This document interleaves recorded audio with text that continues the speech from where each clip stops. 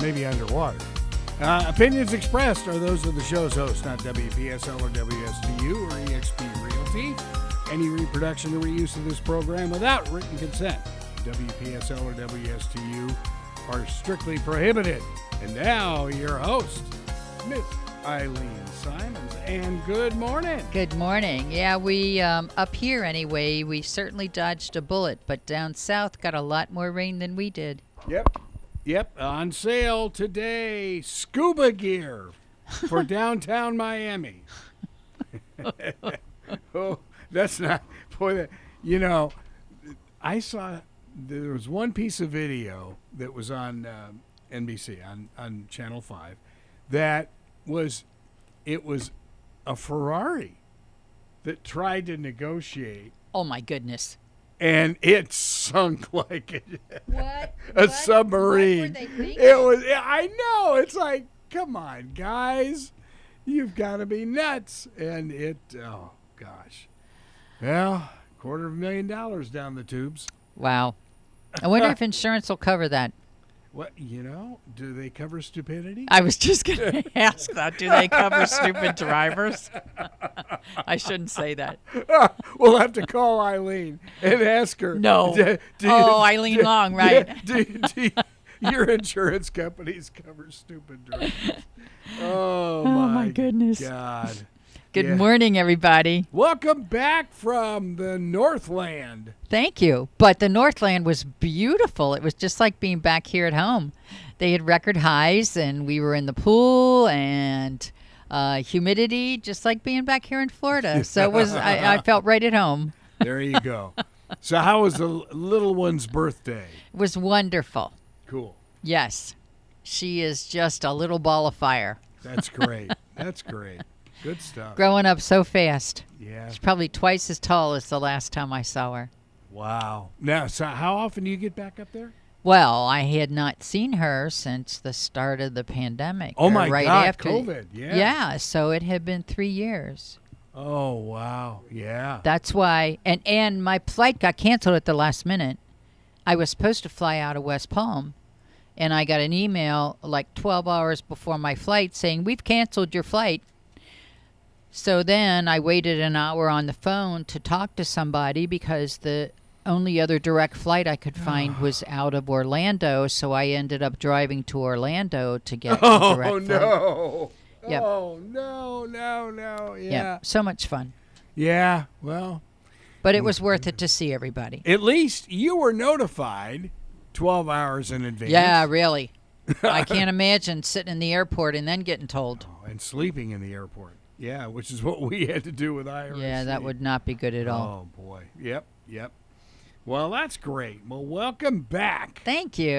All ready for a nice hot summer of real estate? Or is your business cooling off a little bit with the inflation? The prices are leveling off, But they needed to. Yes, they did. And properties are staying on the market longer. Which, Okay. for this time of year, is not unusual, but the speed of the market for January, February, and March was it was like lightning speed, and even April.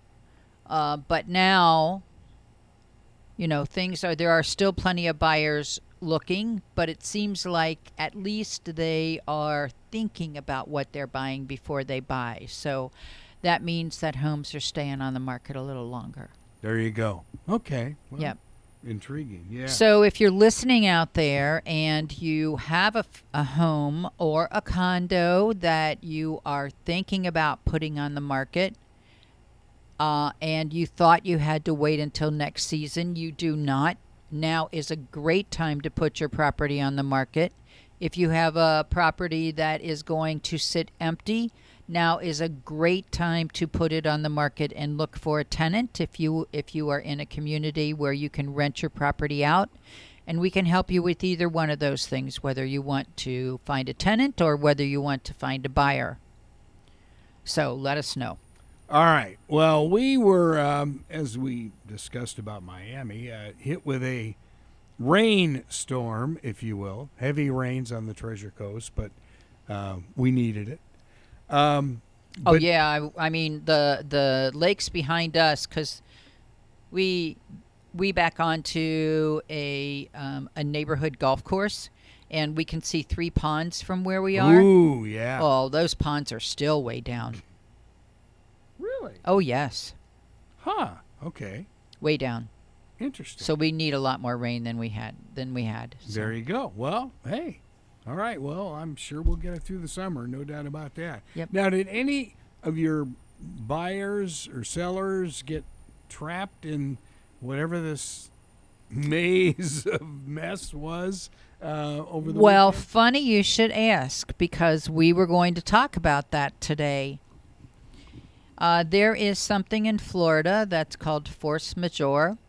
And the best example that I can find to explain that is, well, let me read you a little bit. This is a paragraph right out of the Florida as is contract for purchase. Okay. It says, buyer or seller shall not be required to exercise or perform any right or obligation under this contract or be liable to each other for damages so long as performance or non-performance of the right or obligation or the availability of services, insurance, or required approvals essential to closing is disrupted, delayed, caused, or prevented by a force majeure event.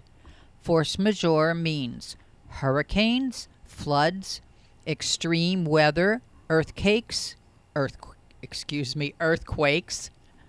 fires or other acts of God, unusual transportation delays, wars, insurrections, civil unrest, or acts of terrorism, governmental actions and mandates, government shutdowns, and the list goes on and on.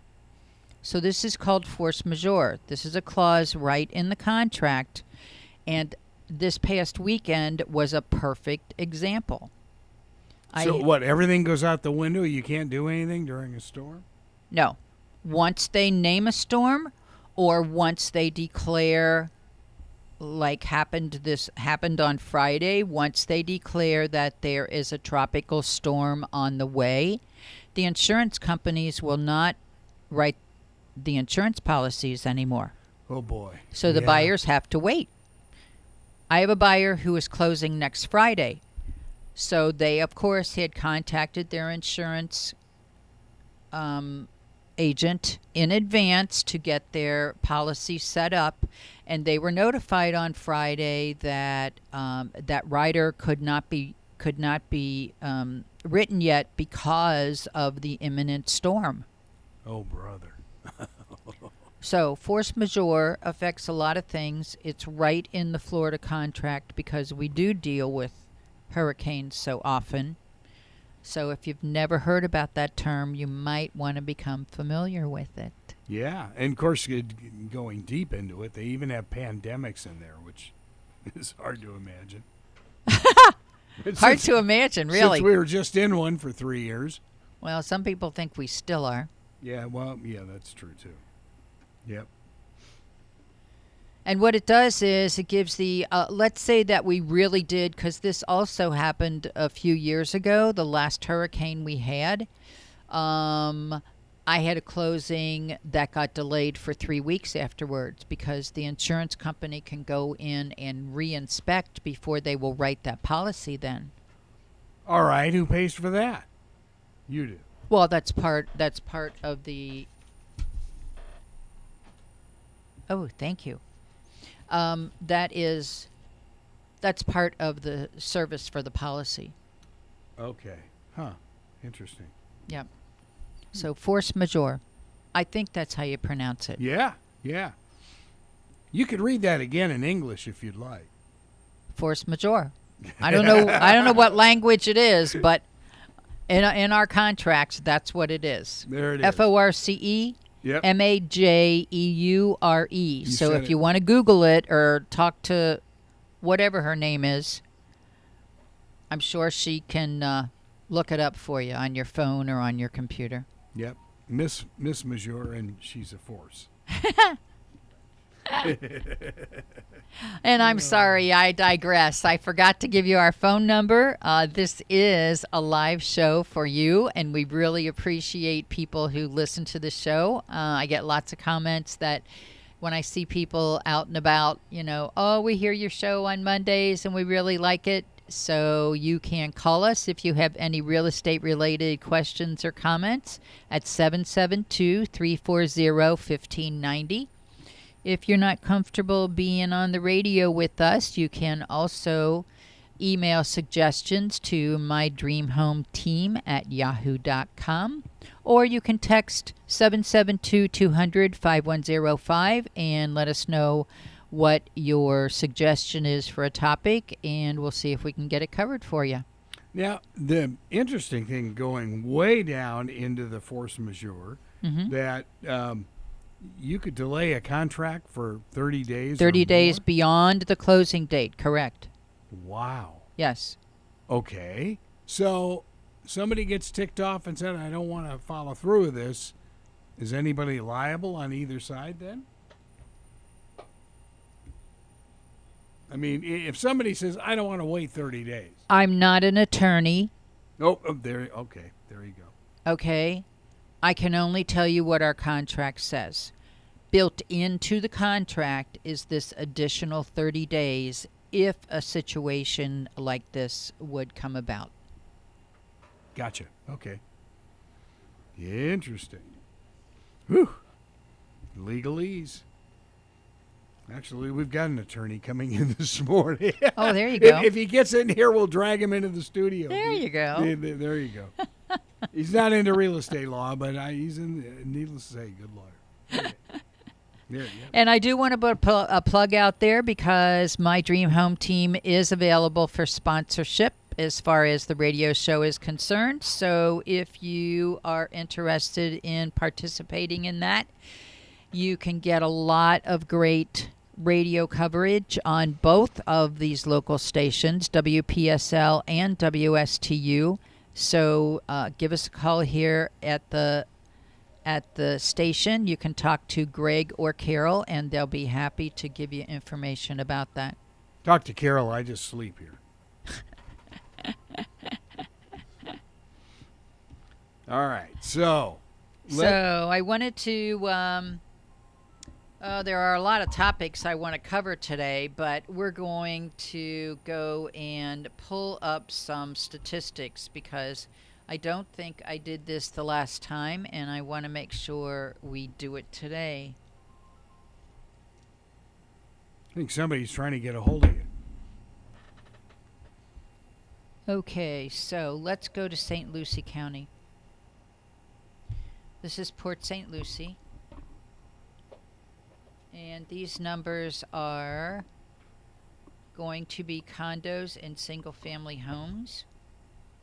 And please open up for me. Why are you not opening up? Of course, computers never work right when you want them to. Naturally. Since I'm a real estate person, not a techie person, this is always foreign to me. Single-family homes. This is month-to-month over year. They're not quite ready for May numbers yet, so these are April numbers that I'm giving you. There you go. This is Port St. Lucie. In 2021, there were 511 single-family homes sold in Port St. Lucie proper. Wow. In the month of April. In 2022, there were 420 single-family homes that sold in Port St. Lucie. Wow. Okay. That's down almost 18%. And, of course, that is strictly the reason for that is strictly because we don't have the inventory to sell. There are plenty of people looking, but no inventory. Looks like we got somebody on the phone. Good morning, Charlie. Are you there? Yes, I am.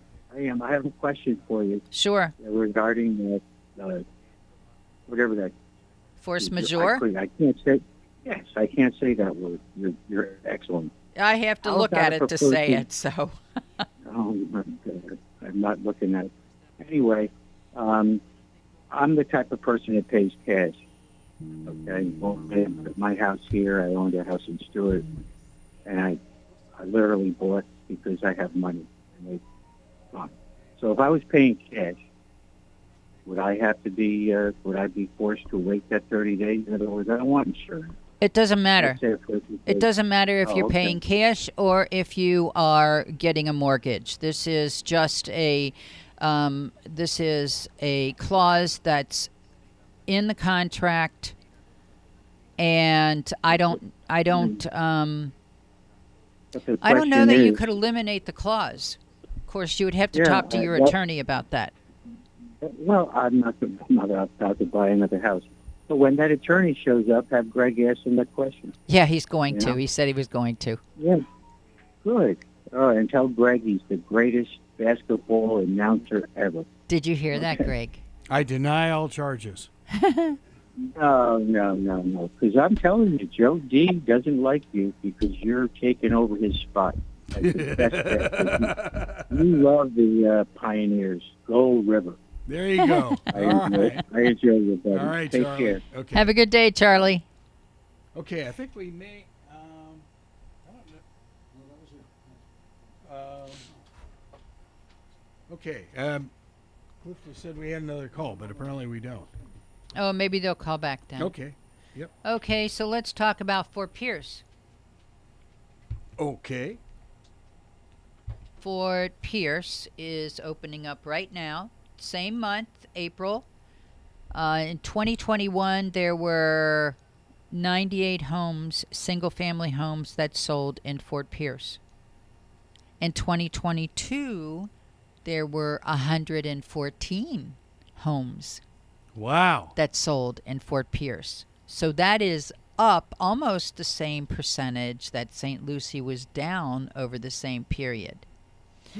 I'm going to say that I think there are probably two factors that go into that.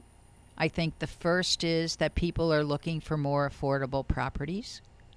They can find more affordable properties in Fort Pierce, depending on their price range, than they can in Port St. Lucie, since prices have gone up so much.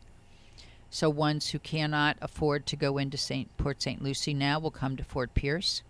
And the other thing is that there are several large new construction communities in Fort Pierce area, so I think that's helping to bring those numbers up a little bit. Yep, right up by Indrio, we're going to have 6,000 new homes. Yep. 6,000, yeah. And get this, the median sales price of those homes that sold in Fort Pierce was $317,540. Woo! Ooh. Yep. Wow. That's amazing. Yep. That is up over 48% over last year.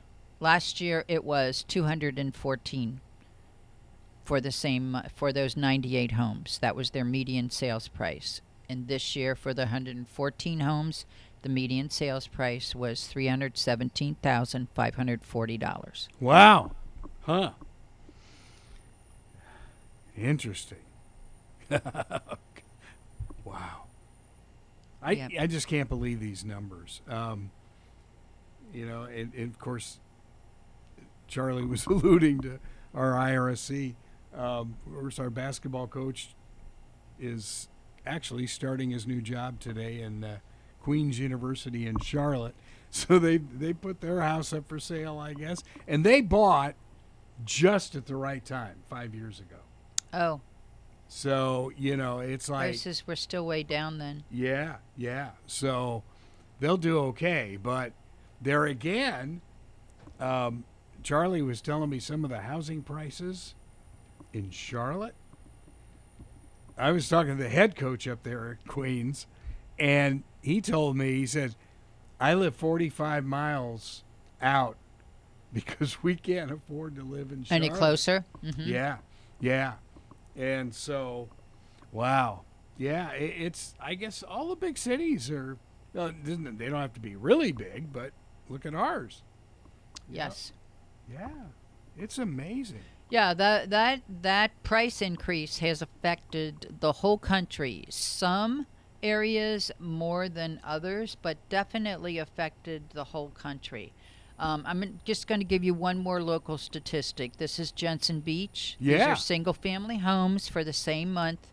In 2021, there were 21 homes sold in Jensen Beach, 21 single-family homes sold, for a median sales price of $465,000. That was 2021 during the month of April. The month of April of 2022, there were 8 homes sold in Jensen Beach with a median sales price of $512,500. Oh my God. Yep. Yeah. Yeah. Yep, Amazing. it is. There's an article that I brought with me today, and it talks something about the subject that you just brought up about the prices. They call it cartoonish in this article.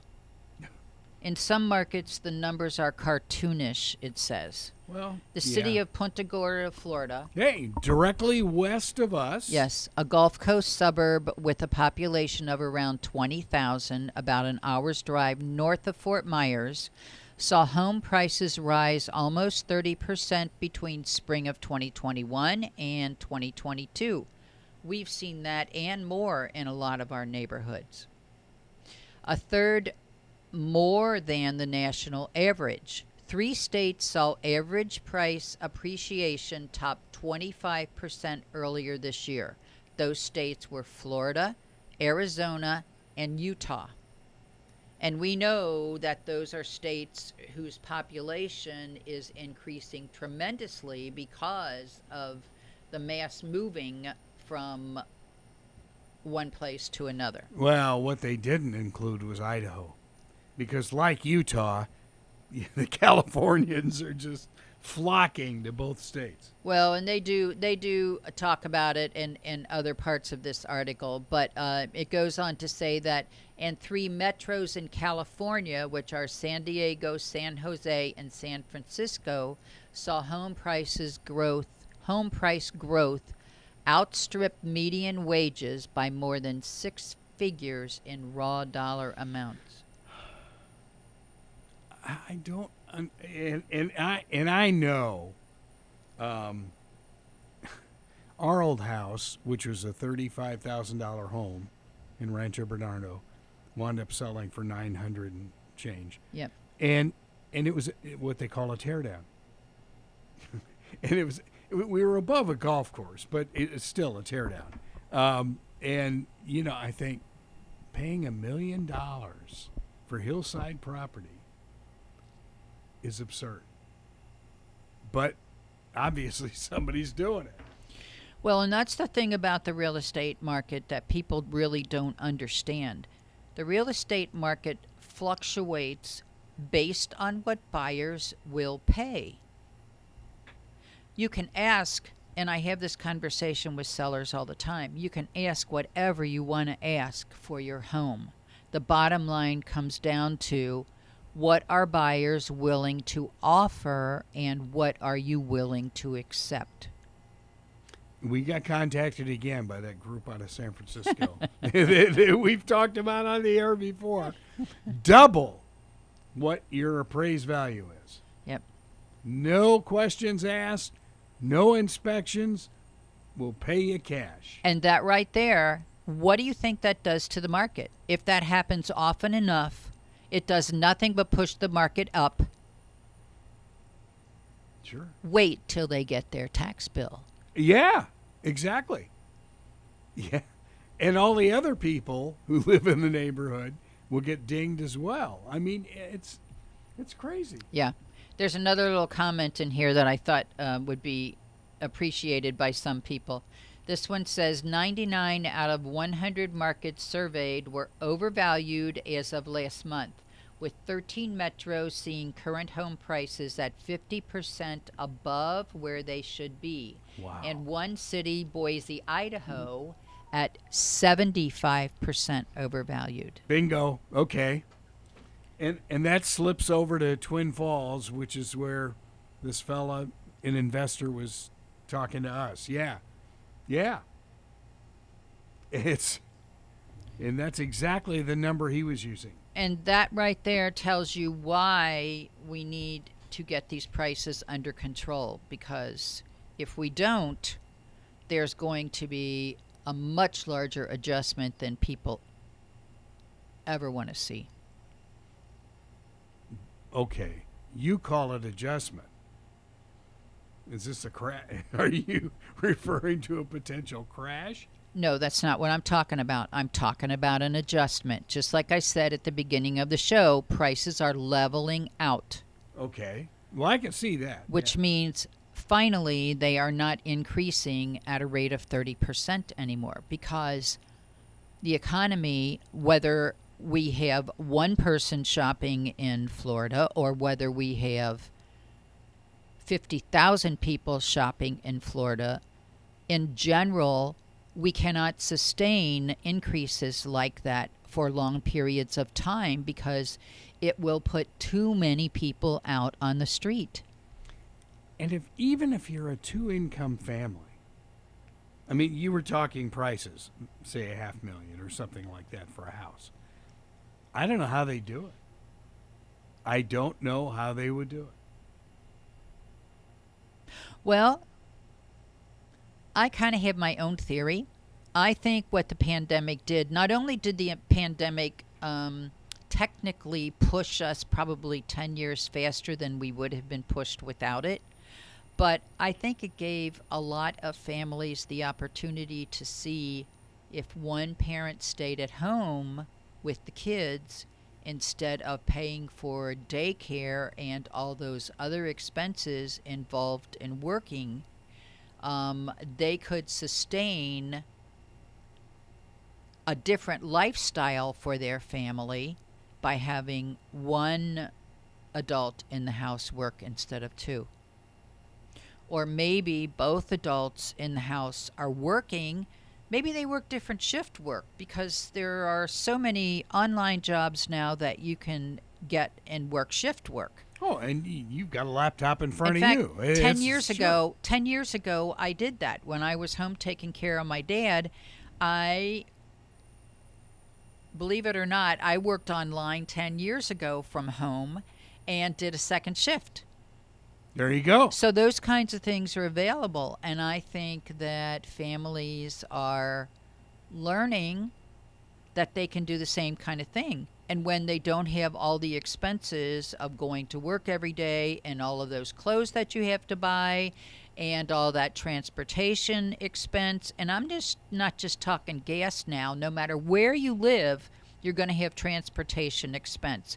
Either you're going to pay to be riding a subway, or you're going to pay to be maintaining a second car so that you can go two different directions. Sure. And I think that families found, a lot of them found that they didn't need to do that anymore. They could stay home. One of them could stay home, raise the kids themselves. It is so expensive to put your child in daycare. So expensive. Mm-hmm. In fact, I've had couples say to me before that, you know, the one parent only works to pay the expenses of daycare. Yes. Yeah. I'm well aware of that. Yeah.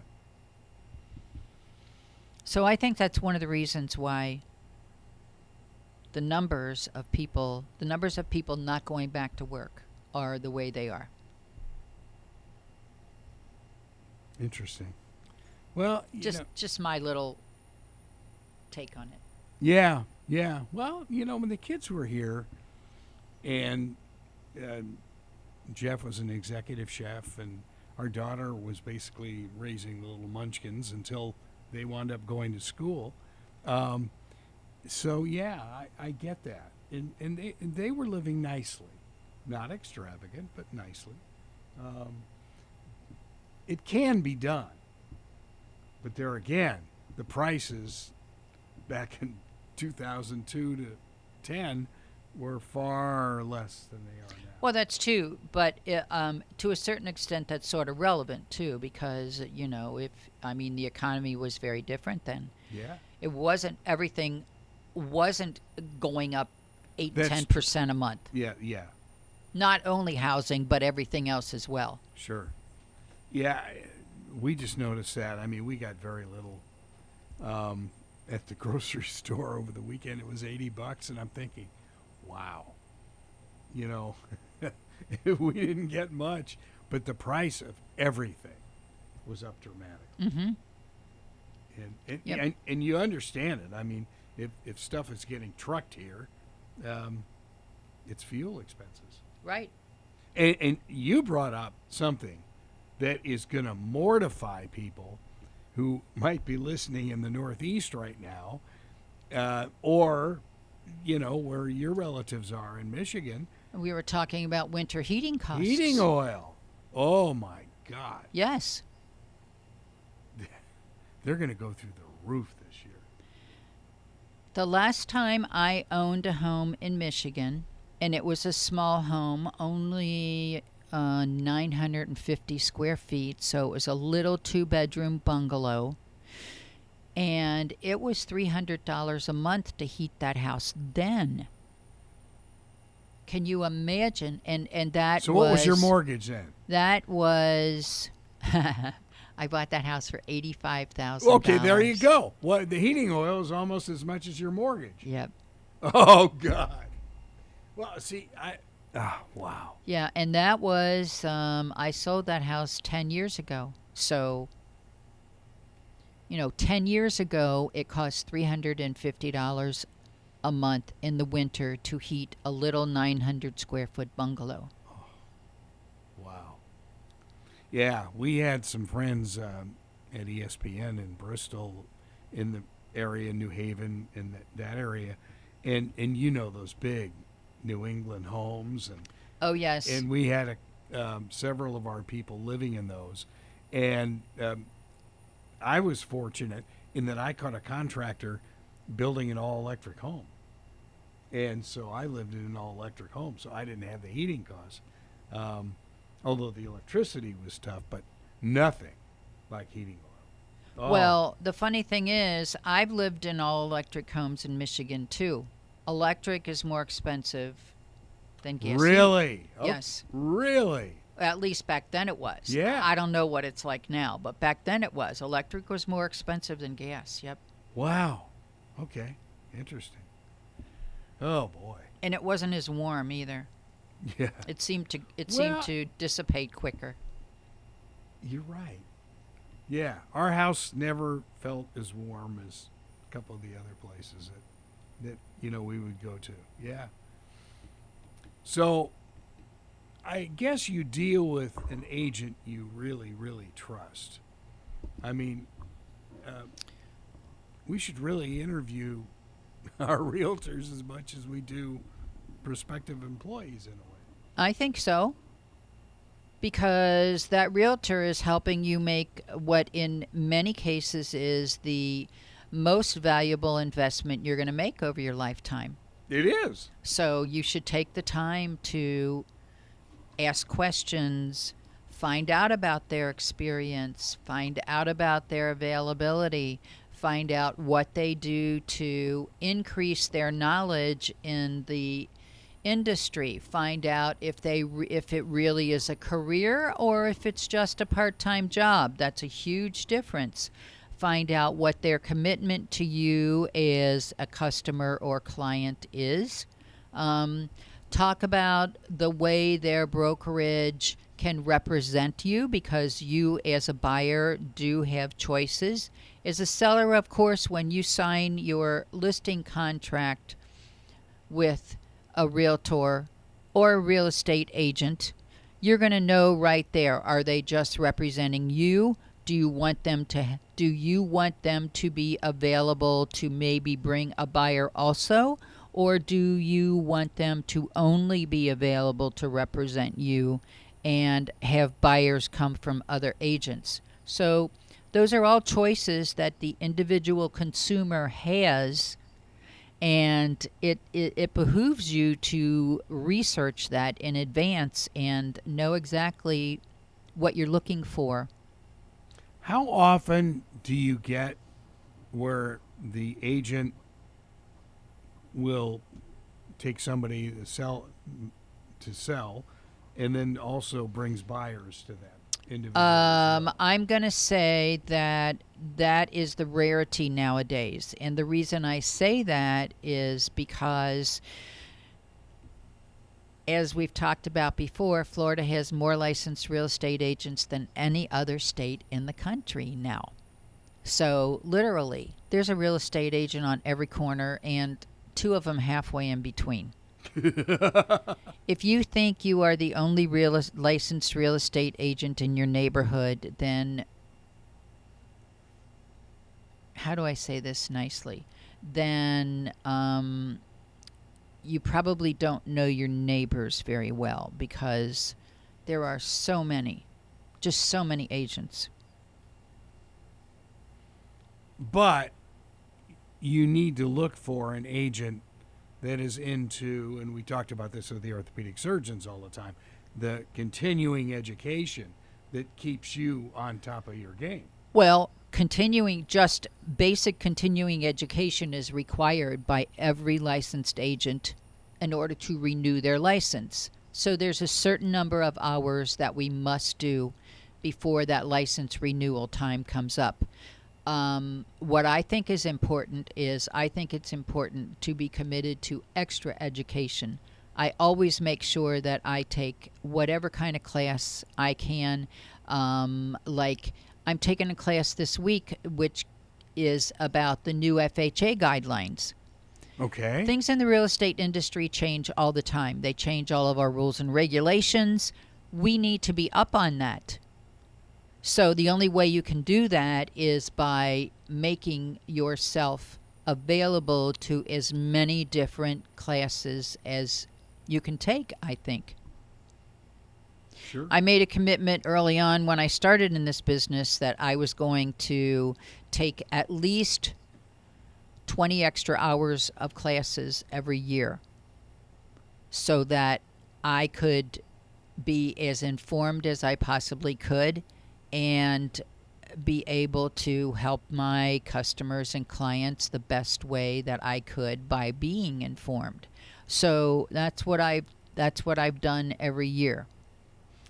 Okay, so you talk about you know a lot of part-time realtors, if you will, but how long is the average person stay in real estate industry? Well, that depends on the statistics you read, but what I can tell you is that, and a lot of it has to do with the competitive nature of our business, because too many people come into this industry with a cloud over their eyes. They think that they're going to start out and just make a whole lot of money right away, because that's what they see real estate agents doing. They think they see real estate agents making a whole lot of money all the time. That's not the reality of the situation. Before pandemic started, and I'll just use basic numbers that I can pull out of my memory right now, but before pandemic started, and this is only part of the licensed real estate agents in the country, but NAR, National Association of Realtors, had somewhere between 1.3 and 1.4 members. Now, those are realtors. That's not all of the licensed agents there are. Those are the ones that choose to belong to the National Association of Realtors. So that's between 1.3 and 1.4. 2021, they had 1.5. Wow. That's a huge number. I remember reading an article after maybe we were a year into the pandemic. It was an article that said, what is the most researched career on Google? And you know what it was? Had to be real estate. Real estate agent. Sure. Absolutely. Oh, yeah. Yeah. Because they think, oh, gee, I can work my own schedule. I can do what I want to. I just have to take this class and pass the test for my license. And so then early on this year, I read an article about mass exodus, that there were more real estate agents giving up their licenses, historically more than ever before. I was talking to a guy who was a realtor and or claimed to be. And he said, oh, yeah, I probably won't keep it up because I haven't sold anything in a couple of years. And I said, well, how much time are you giving to it? And he said, well, I still have a regular 8 to 5 job, and I do it in my free time. And I'm thinking, you're never going to make it that way. I don't care what the business is. And that is the majority of licensees are like that. Really? Yes. There is an old saying that 20% of the agents do 80% of the work. There you go. Yeah. And that really, I mean, in general, that really hasn't changed. There's still 20% of the agents doing 80% of the work. Yeah, I get it. Unfortunately, there are too many people that get recruited that don't get told those kinds of things. Yeah. And that person who hasn't sold anything for 2 years, well, they still have expenses, because you can't just come and go with your MLS. You can't just come and go with your affiliations. If your license is held by a company that belongs to the MLS, more than likely you are required to belong to National Association of Realtors, you're required to belong to your state association, and you're required to belong to your local association. You're required to belong to the major MLS system that your broker belongs to. Those are all expenses that you're going to have on a regular basis, whether you're selling or not. Mm-hmm. Plus, you have to think about your renewal fees. You have to think about your E&O fees, your errors and omissions insurance, because we all carry errors and omissions insurance. Oh. Yeah, to the tune of a whole lot of money. So that would be comparable to what, like malpractice insurance for Correct, doctors? same kind of thing, yes. Wow. Yeah. Errors and omissions insurance. Yeah, that's what they call it, E&O. Oh, jeez. Oh. Now, does eXP require all of this stuff Absolutely. before they sign you? Absolutely. Okay. Or you have to, I mean, if you're a brand new agent coming into the company, our structure is set up that your E&O is part of your fees, and part of the reason that I was attracted to eXP Realty in the first place is because I could get what I thought was the best deal for an agent. What they gave me in exchange for the small amount of monthly fee that I had to pay to belong to that company. Now, this is irregardless of commission splits. This is just a monthly fee. But what I got for that monthly fee was much more than I could get with any other company. Wow. Yep. That's amazing. So there are a lot of hidden expenses that people don't understand. Yeah. Yeah. And that doesn't even begin to talk about your marketing fees. So maybe that isn't your Ferrari in the parking lot? No, I don't drive a Ferrari as much as Porsche is my preferred. Oh, yes. Yo, a Porsche girl. Yep, Yes. I sure All right. am. Yeah, we were Porsche people in Los Angeles. Before the real estate industry got me, I worked for Volkswagen of America, so I am very loyal. Oh, Porsche, okay. Yeah, Porsche 911 is my favorite. Was that were you at a Porsche dealership? I worked for Volkswagen of Corporate. America corporate. Oh. Yes. Oh, you're one of the big wigs. So part of the time I was in the vehicle administration department. So we got to see all those cool cars because all of the executives, their cars would get maintained in the auto part of the department that I worked in. So yeah. Yeah, our actually our Porsche mechanic in Los Angeles sent 2 of his kids through college because of us. Right. I got to take an Audi out for test drive a few times. That was a lot of fun. No, I better not tell us. No. I better not tell a story. No. Of course, I do have a very sadistic side. Yes, you do. It's your sense of humor. I taught Carol how to drive a stick in San Francisco. Oh.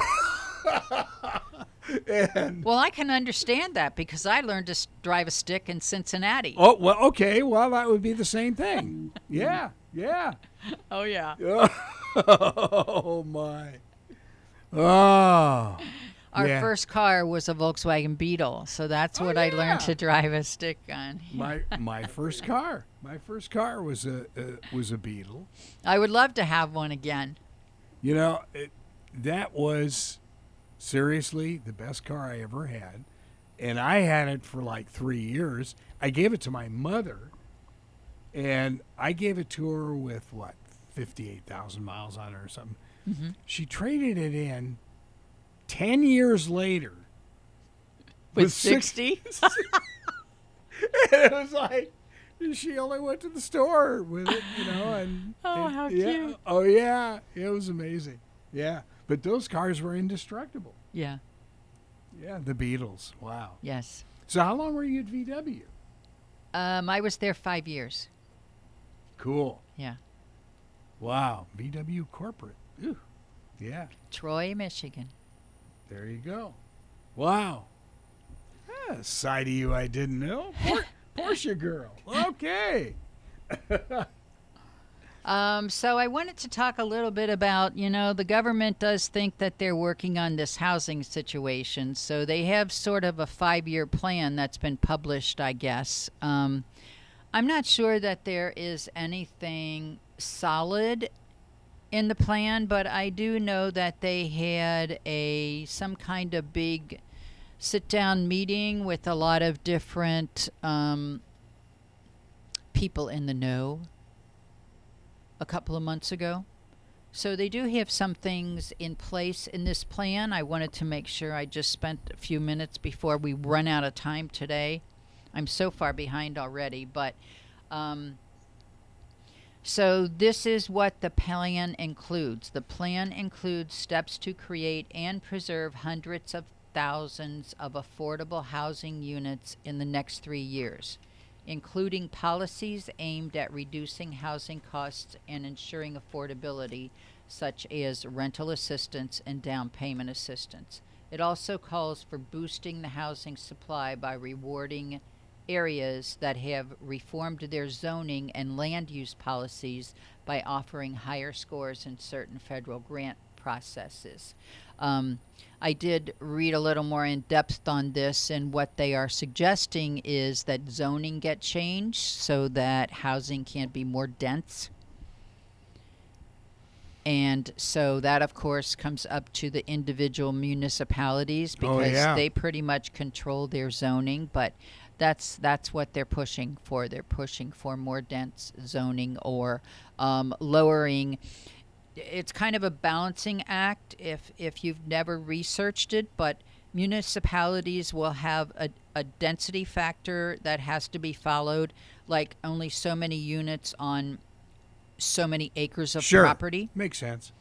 Well, what they want is they want to have a lot more units available on the same amount of acreage. Yeah. So those are the kind of things they're talking about. All right. So you live at Vista Del Lago. I do. And you've got a How'd you know that? new listing. You talked about it a lot. Hot off the presses. Uh-oh. It's going in the MLS today. Very beautiful, updated, 2-bedroom, 2-bathroom, B unit. That's the largest unit in Vista Del Lago. everybody knows by now it's a 55 and over non-gated community, but there's only one way in, and it's dead end in there. So it's Might as well be gated. it's great location. You're close to everything, and yet you're back off a federal highway. A lot of people don't even know we're there. They think that when they come into 21st Street, that's just a driveway to access the retail spaces out in front. But it really is the road that comes back in. So this isn't your place that you're not telling your husband that you're selling, right? No. Oh, okay. Well, I was just asking. We will always be there. My father-in-law was one of the original owners in Vista del Lago, so we will always be Really? there. Yes. Oh, wow. That's very cool. Yes. But this is a beautiful renovated condo. It has hurricane windows all throughout the whole lanai and back. Looks onto the golf course. Looks onto the. There are 2 lakes that you can see back there, and a nice treed area. Beautiful location. It's back in the back of the community.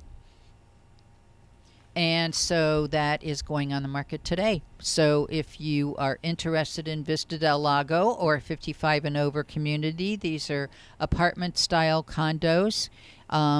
Let us know, and we're happy to help. Our phone number is 772-200-5105. You can call or text to that phone number. You can also email us at mydreamhometeam@yahoo.com. That sounds great. So your phone number again for that brand new listing. 772-200-5105. Very cool. All right. Well, thank you so much. Thanks for listening, everybody, and have a great week. And welcome back. Thank you. Sunny this week. All right.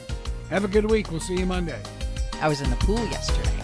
Oh, yeah, you got some sun this week. Have a good one. You too. You've been listening to My Dream Home Radio right here on WPSL Port St. Lucie. Talking the Treasure Coast, webcaster to the world on TuneIn worldwide and on WSTU Stewart, Martin County's heritage station, serving the Treasure Coast since 1954.